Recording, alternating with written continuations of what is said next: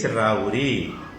చాలా మంది 7 శనివారాలు వెంకటేశ్వర స్వామి వారిని దర్శనం చేసుకున్న తర్వాత అక్కడే పూజ చేయించేసుకుని అయిపోయిందండి పూజ, 7 శనివారాల వ్రతం పూర్తి అయిపోయింది అనుకుంటారు.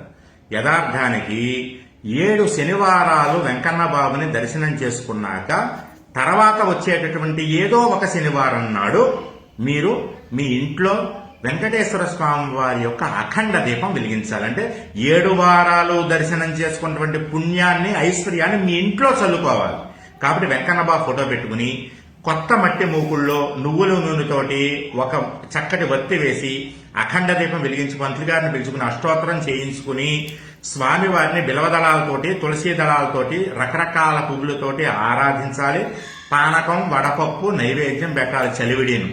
తర్వాత కనీసం 3 ముత్తైదువులకి భోజనం పెట్టుకోవాలి. వాళ్ళకి బట్టలు పెట్టాలి. బట్టలంటే కనీసం రవికిల బట్టలన్నా పెట్టాలి.